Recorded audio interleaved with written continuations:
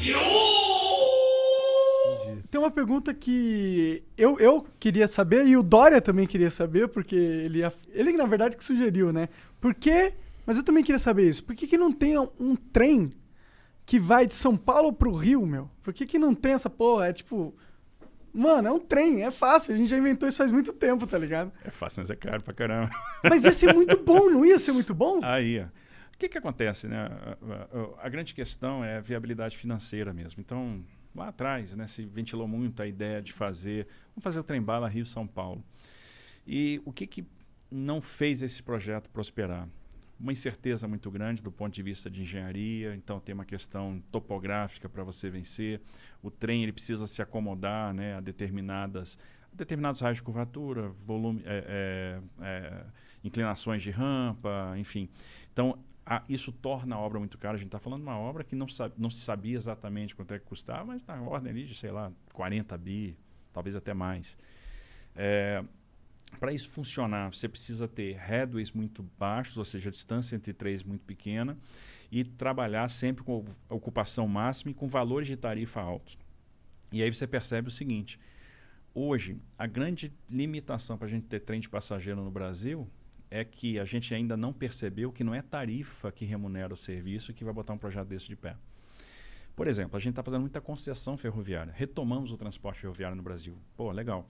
E todo mundo me pergunta, que é um desejo do brasileiro. Essa sua dúvida é a dúvida do brasileiro geral. Todo mundo pergunta, pô, mas e o trem de passageiro? Eu quero andar de trem. Todo mundo tem esse desejo. Acho que o pessoal vai lá para fora, ou a turma mais antiga andou de trem de passageiro no Brasil. Todo país desenvolvido de verdade tem uma malha ferroviária incrível, né? Exato. Faz parte do desenvolvimento de um país. Se você pegar as nossas concessões, não tem vedação ao transporte passageiro. Ou seja, o concessionário poderia operar passageiro. Por que ele não opera? Porque eu vou suprimir capacidade da via, né? Vou subtrair alguns pares de trem-dia daquela via, e é uma operação que não vai gerar receita, né? Porque é muito melhor estar operando carga, dá muito mais dinheiro, né? Torna o negócio muito mais atrativo. Sempre quem governa a operação é a operação de passageiro, por causa da questão de segurança, etc.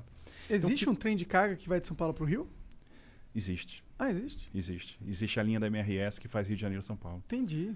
Então, o que a gente precisa para dar esse passo na direção do trem de passageiros? Perceber que as operações, e uma coisa que o americano percebeu no século XIX, que as operações de passageiro vão ficar de pé a partir do momento que a gente aprender a explorar as receitas acessórias, que a gente conjugar operações de real estate, operações imobiliárias com a exploração da linha. Entendi. E esse passo pode ser dado a partir do momento que a gente aprovar ou mudar o nosso marco legal e trazer as autorizações para o nosso transporte ferroviário. O que é isso? Hoje, fazer ferrovia no Brasil é uma exclusividade do Estado, o que não faz o menor sentido, cá para nós. A gente já venceu essa barreira nos portos. Hoje, se um empreendedor quer tomar um risco de engenharia, quer fazer um terminal privado, ele vai lá, pede para fazer um investimento, ele demonstra que tem posse da área, que tem fruição da área, que tem condição de licenciar e financiar aquele investimento, ele vai lá e faz, toma o risco. A gente deu essa virada de chave em 93, com a nova lei dos portos, e em 2003 nós demos outra virada de chave importante, que foi, olha, o porto privado vai poder também operar carga de terceiro e não só carga própria. Foi um boom. O que acontece? Hoje, 2/3 da carga movimentada nos portos brasileiros é movimentada em terminais privados. Os terminais privados superaram muito os portos públicos. Que legal, isso é da hora. Então, isso é muito bacana. E aí, a mesma coisa, esse mesmo passo a gente tem que dar no transporte ferroviário. Por exemplo, se o cara quer tomar risco de engenharia e ele tem um plano de negócio, às vezes, bilionário, por que ele não pode fazer a ferrovia dele? Vou dar um exemplo. Nós temos papeleiras, indústria de celulose do Mato Grosso do Sul, com investimentos de 15 bi, 10 bi. Por que o cara não pode usar 2,5 bi e recuperar a Malha Oeste e fazer o transporte dele de ferrovia para o Porto de Santos? Que a logística de celulose do Mato Grosso do Sul para Santos é de caminhão. Ou por que ele não pode fazer um ramal de Aparecida do Taboado, onde ela vai se conectar com a Malha Paulista até Três Lagoas? Isso assim, a gente está falando de um ramal de 1 bilhão e pouco. É porque ele não pode fazer, porque é exclusividade do Estado. É o marco legal que define isso. É o marco legal. Então a gente precisa romper isso. Existe alguma movimentação para mudar o marco legal? A gente está trabalhando para mudar esse marco legal. Como que é para trabalhar para mudar o marco legal? Como que a gente muda essa porra? A gente tenta... Nós encaminhamos, né, e patrocinamos um projeto de lei no Congresso. Que ele ainda não andou, não está andando. Se ele não andar, a gente tem a opção também de uma medida provisória, que talvez seja uma questão de urgência agora, a gente promover investimento. Eu acho que uma das soluções para a pandemia é a gente jogar investimento, que o nosso desafio a partir de agora vai ser gerar emprego. Com certeza. Então, quanto mais investimento, mais emprego, e é uma forma de a gente dar esse passo. No século XIX, de 1854 a 1913, nós tivemos um boom ferroviário no Brasil, com ferrovias autorizadas, todas privadas. Por que elas se tornaram públicas? Porque elas quebraram na década de 30, com a crise de 29, a crise do café, e o governo foi lá e encampou essas ferrovias que tinham dívida com financiadores. Nos Estados Unidos, até hoje, as ferrovias são privadas. Então, as ferrovias são autorizadas. Por isso, lá eu tenho 7 grandes operadores ferroviários e eu tenho 600 operadores de short lines. Eles têm 270 mil quilômetros de ferrovia, contra 28 mil quilômetros que nós temos aqui.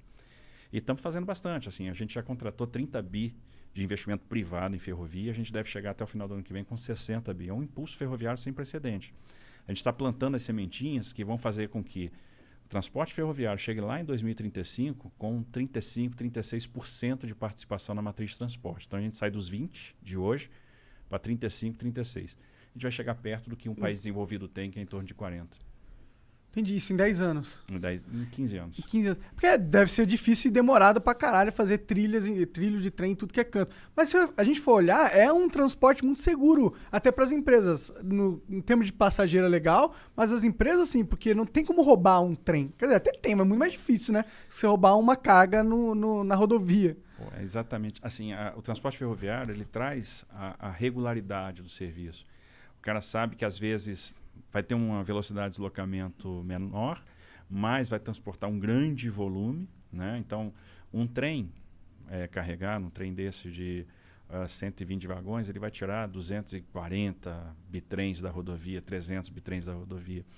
Então, é muito mais carga, é muito mais barato e, no final das contas, tem uma regularidade, né? Muito mais seguro. Você sabe que vai sair naquela hora programada, vai chegar naquela hora programada. Não tem perrengue, né? Tanto, não tem perrengue. Então, assim, isso é muito atraente, né? Pro transportador, pro dono da carga, para trade. É muito bacana. Sim.